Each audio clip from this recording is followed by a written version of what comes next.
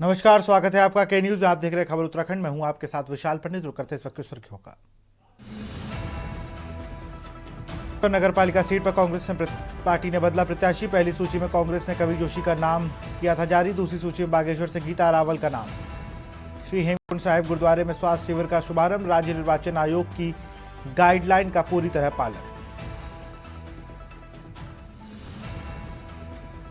लश्कर में SBI bank में चुनाव लड़ने वाले उम्मीदवारों की उमड़ी भीड़। बैंक में खाता खुलवाने की होड़। कोषागारों उप कोषागार में भी खुला। पौड़ी गढ़वाल सतपुली दुआ रखाल रखड़ियाल मार्ग पर हादसा। सिरखान गांव के पास वाहन खाई में गिरी। 2 लोगों की मौत, 1 घायल। उत्तराखंड में बारिश और बर्फबारी से उल्लू का पारा। 2200 मीटर से अधिक ऊंचाई वाले क्षेत्रों पर जमकर हुई बर्फबारी। नैनीताल में न्यू ईयर के जश्न के लिए तैयारियां शुरू। प्राकृतिक सौंदर्य के बीच जश्न मनाने पहुंचे लोग। ठंड से बचने के लिए नगर पालिका ने किए इंतजाम। आप देख रहे हैं के न्यूज, खबरों का सारथी। उत्तराखंड की खबरों का रुख करेंगे। उससे पहले सीधे आपको प्रयागराज ले चलते हैं, जहां पर महिला भट्टों गंगा आरती कर रही हैं।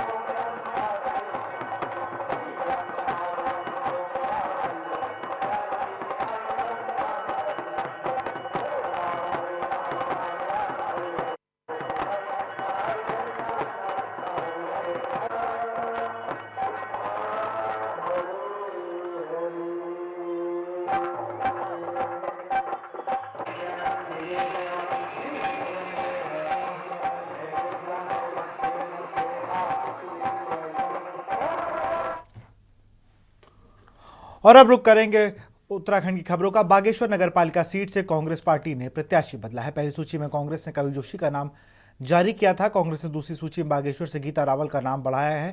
कांग्रेस प्रत्याशी का नाम बदलने से बागेश्वर की जनता में हड़कंप है।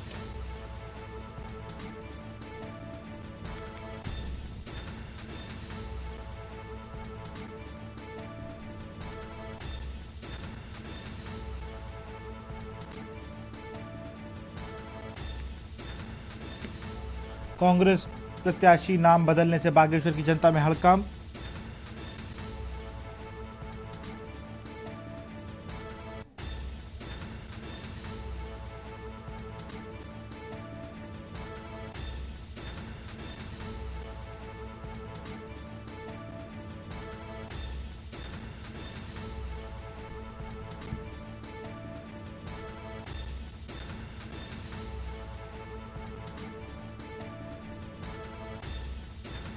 बागेश्वर नगर पालिका सीट से कांग्रेस से प्रत्याशी बदलने पर हड़कंप मचा। पहली सूची में कांग्रेस ने कवि जोशी का नाम किया था जारी।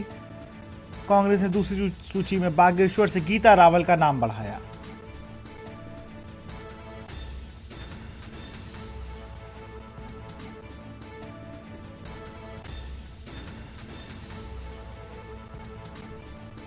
बागेश्वर नगर पालिका सीट से कांग्रेस से बदला प्रत्याशी। पहली सूची में कवि जोशी का था नाम।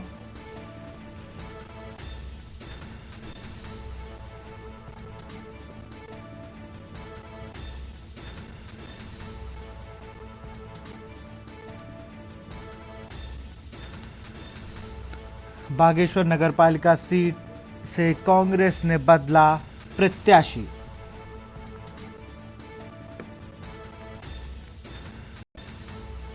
इसी खबर पर अधिक जानकारी के साथ हमारे संवाददाता मनोज जुड़ चुके हैं हमारे साथ। मनोज, अगर बात की जाए तो कांग्रेस ने पहली लिस्ट में दूसरा नाम, दूसरी लिस्ट में दूसरा नाम, इसको लेकर कार्यकर्ताओं का क्या कुछ कहना है?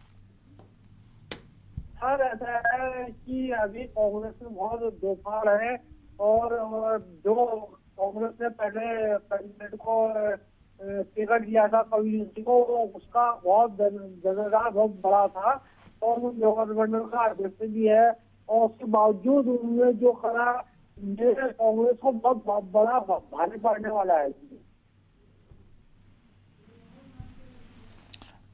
बिल्कुल मनोज, बहुत बहुत शुक्रिया आपका तमाम जानकारी के लिए।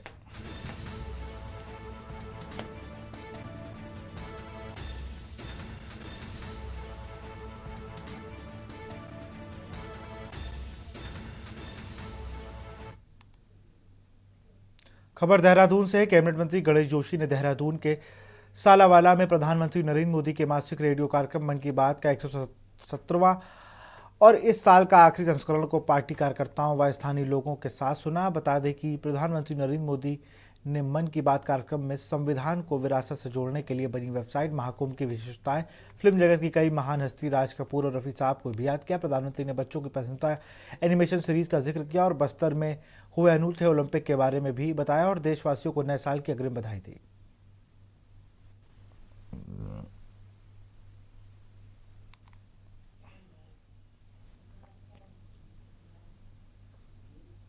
रामनगर में नगर पालिका अध्यक्ष पद पर कांग्रेस की आपसी गुटबाजी खुलकर सामने आ गई है। आपको बता दें कि रामनगर पालिका अध्यक्ष पद पर कांग्रेस से करीब 16 लोगों द्वारा दावेदारी की गई थी, लेकिन रामनगर में पार्टी की आपस में किस स्थान के बाद और कार्यकर्ताओं के रोष के बाद कांग्रेस हाईकमान द्वारा नगर पालिका अध्यक्ष सीट को ओपन घोषित कर दिया गया। इसके बाद रविवार की शाम कांग्रेस से दावेदारी करने वाले कुछ लोगों द्वारा एक संयुक्त बैठक का आयोजन किया गया, जिसमें मौजूदा दावेदारों द्वारा कांग्रेस के कुछ नेताओं पर गंभीर आरोप लगाए। उनका कहना है कि पार्टी के कुछ नेताओं द्वारा रामनगर के एक सरकारी कर्मचारी को वीआरएस दिलाकर उसे तुरंत पार्टी की संस्था सदस्यता ग्रहण कराने के साथ ही रामनगर पालिका अध्यक्ष पद पर पार्टी सिंबल देने चुनाव लड़ाने की तैयारी की जा रही थी, जिसका कार्यकर्ताओं में विरोध करते हुए साफ तौर पर कहा गया कि कांग्रेस में वर्षों से सेवा करने वाले पार्टी के ईमानदार कार्यकर्ताओं को नजरअंदाज किया जा रहा है, जो पूरी तरह से गलत है।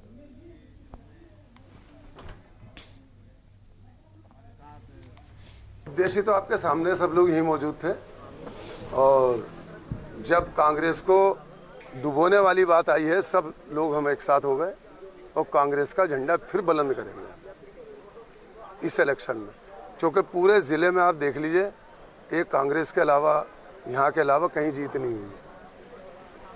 देखिए एमएलए हमारे नहीं, एमपी हमारे नहीं, सब वही जीत रहे हैं। सिर्फ एक कांग्रेस की एक ऐसी अलग थी जो हमारे संगठन ने हमारे साथ जगाई, हम उनके शुक्रगुजार हैं और आने वाले इलेक्शन में भी आप देखिएगा आप ही का ही वो होगा। खबर रुड़की से है। निकाय चुनाव का बिगुल बज चुका है। वहीं कांग्रेस ने रुड़की से मेयर पद के लिए प्रदेश महामंत्री सचिन गुप्ता की पत्नी पूजा गुप्ता को अपना उम्मीदवार बनाया। रुड़की पहुंचने पर कांग्रेस कार्यकर्ताओं ने कांग्रेस से मेयर प्रत्याशी पूजा गुप्ता और सचिन गुप्ता का फूल मालाओं से भव्य स्वागत किया। मेयर प्रत्याशी पूजा गुप्ता ने कहा कि वह केंद्रीय व प्रदेश नेतृत्व को आभार जताते हैं कि उन पर विश्वास जताते हुए उन्होंने चुनाव मैदान बताया। उन्होंने कहा कि रुड़की शहर की बहुत सी समस्याएं हैं, जिसमें जल भराव प्रमुख है। नगर की जनता उन पर विश्वास जताती है तो वह इस समस्या को प्राथमिकता से समाधान करेंगे। सचिन गुप्ता ने कहा कि टिकट के दावेदार दिग्गज नेता थे, जिसको लेकर पार्टी हाईकमान को मंथन करना पड़ा था। उन्होंने कहा कि आभार जताते हुए पार्टी ने पूजा गुप्ता को विश्वास जताया है। वहीं पार्टी से टिकट न होने पर नाराज होकर यशपाल राणा और रविंद्र खन्ना बेबी ने निर्दलीय चुनाव लड़ने का ऐलान किया है।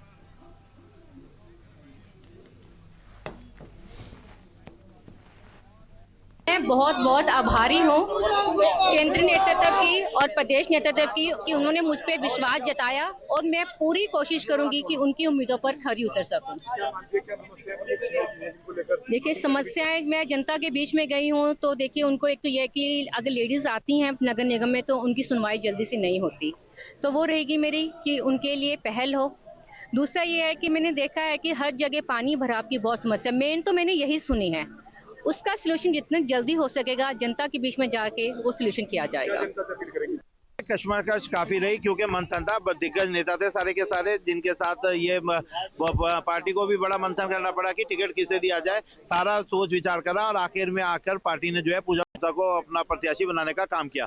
मैं अपने पूरी कांग्रेस पार्टी की जितने हमारे नेता हैं, हमारे नेता प्रतिपक्ष श्री यशपाल आर्य जी, हमारे करण मेहरा जी प्रदेश अध्यक्ष, हमारे सीनियर लीडर जो हैं श्री हरीश रावत जी, गणेश गोरियाल जी, प्रीतम सिंह जी, मैं इन सभी का बहुत बहुत धन्यवाद करता हूं कि उन्होंने पूजा गुप्ता पे विश्वास करके पूजा गुप्ता को जो है टिकट देने का काम किया। खबर लक्सर से। निकाय चुनाव शुरू होते ही सरकारी कार्यालयों में गहमागहमी बढ़ गई है। सबसे ज्यादा खराब हालात स्टेट बैंक के हैं। बैंक में निर्वाचन अकाउंट यानी चुनावी खर्च खाता खुलवाने प्रत्याशी की भारी भीड़ उमड़ रही है। इसके लिए बैंक में मात्र 2 काउंटर होने ही इसकी वजह से यहाँ मारामारी का माहौल है, जबकि कल तक ही जमा राशि करने का समय रह गया, जिससे बैंकों में मारामारी है।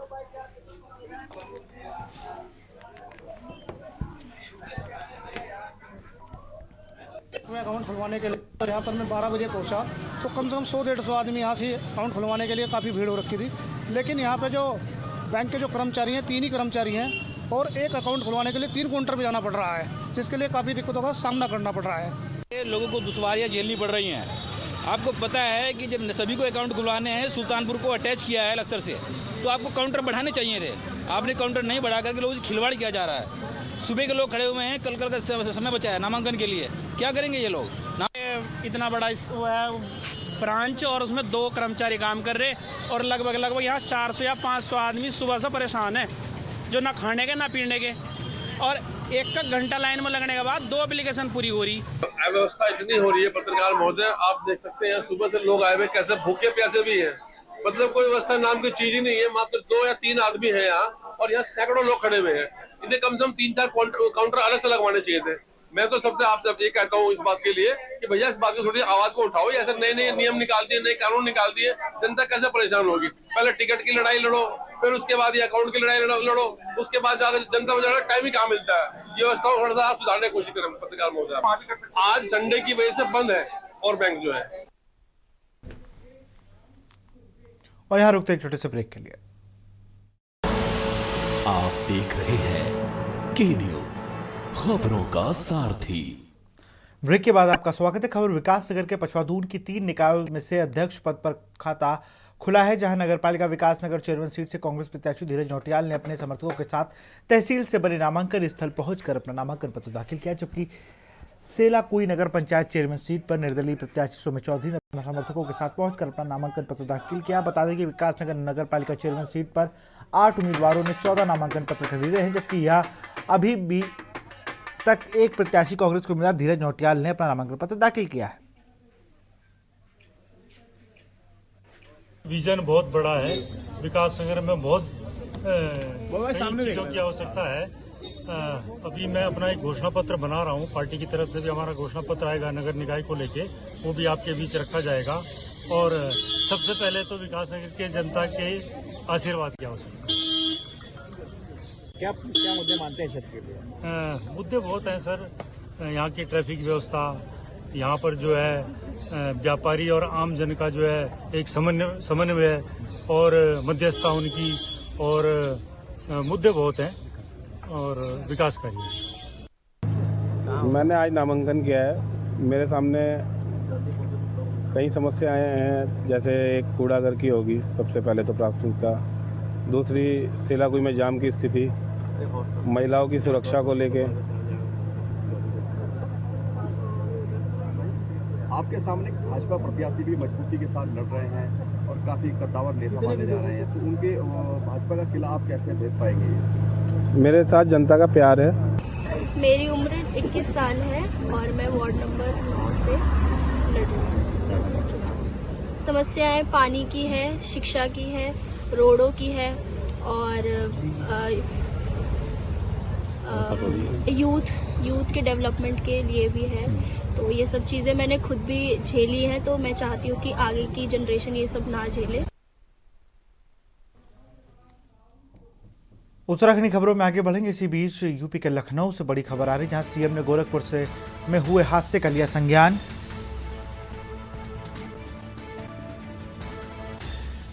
गोरखपुर में बिजली के तार टूटने से हादसे पर जताया शोक। सीएम ने शोक संतप्त परिजनों के प्रति संवेदना व्यक्त की। अधिकारियों को तत्काल राहत कार्य में तेजी लाने के दिए निर्देश। गोरखपुर में बिजली के तार टूटने से हादसे पर जताया शोक।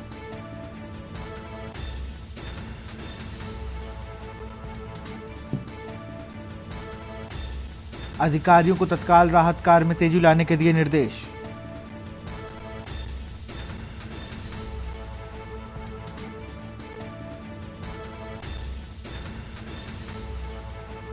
सीएम ने गोरखपुर में हुए हादसे का संज्ञान लिया। और इसी खबर पर अधिक जानकारी के साथ संदीप मिश्रा हमारे संवाददाता फोन लाइन पर जुड़ चुके हैं। संदीप, सीएम योगी आदित्यनाथ ने गोरखपुर में हुए हादसे का संज्ञान लिया है।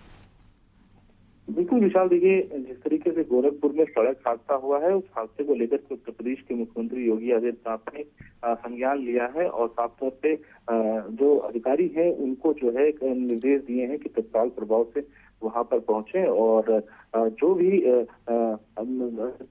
इसमें इस पूरी घटना में अगर देखा जाए जो भी जिसके चोट लगी है उसे तत्काल प्रभाव से उपचार कराया जाए। इसके साथ ही साथ उन्होंने यह भी कहा है कि जिस तरीके से गोरखपुर में हादसे में जो लोग मरे हैं उनको भी पूरी तरीके से कहीं न कहीं राहत देने की बात कही है, क्योंकि कहीं न कहीं जिस तरीके से उत्तर प्रदेश के मुख्यमंत्री योगी आदित्यनाथ इस घटना को लेकर के तत्काल प्रभाव से जो है एक्शन में आए हैं और अधिकारियों को कड़े निर्देश जारी किए हैं कि मौके पर पहुंच करके वहां पर जा करके स्थिति को देखें और स्थिति को संभालने का प्रयास करें।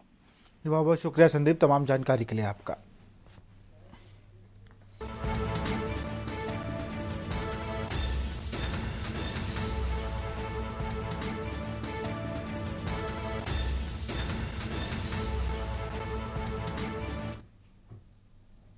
देहरादून नगर निगम के पार्षदों के नामों की घोषणा के बाद जश्न और जनसंपर्क कार्यक्रमों के दौर शुरू हो गया है। इस मौके पर पार्षद प्रत्याशियों ने अपने समर्थकों के साथ जश्न मनाया और जनसंपर्क कार्यक्रम आयोजित किया। वार्ड नंबर 27 में झंडा मोहल्ला से बीजेपी प्रत्याशी वैभव अग्रवाल के समर्थकों ने भी जीत की खुशी मनाई और क्षेत्रवासियों के आशीर्वाद मांगा। जनसंपर्क के दौरान प्रत्याशियों ने लोगों से मुलाकात की, उनकी समस्याएं सुनी और उन्हें समाधान का भरोसा दिया।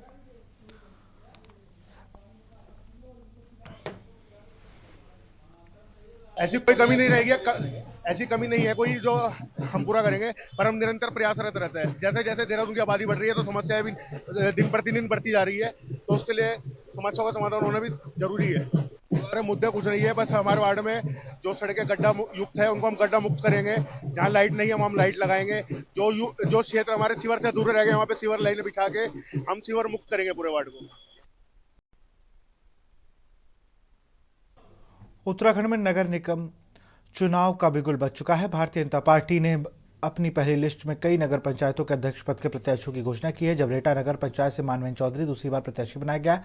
भगवानपुर नगर पंचायत से रचित अग्रवाल को अध्यक्ष पद का उम्मीदवार चुना गया है, जबकि रुड़की से सटे ढंडेरा नगर पंचायत के लिए भाजपा ने अपने पुराने कार्यकर्ता रवि राणा पर विश्वास जताया। रवि राणा का नाम पहली बार नगर पंचायत अध्यक्ष पद के लिए चुनाव में आ रहा है, क्योंकि ढंडेरा पहले ग्राम पंचायत थी जिसे अब नगर पंचायत घोषित कर दिया गया है। इन सभी प्रत्याशियों ने भाजपा द्वारा दी गई जिम्मेदारी निभाने का विश्वास जताया और अपने अपने क्षेत्रों में विकास को प्राथमिकता देने का संकल्प लिया। हालांकि भाजपा ने नगर निगम मेयर पद के प्रत्याशियों की घोषणा अभी नहीं की, जिसे लेकर जनता में उत्सुकता बनी हुई है।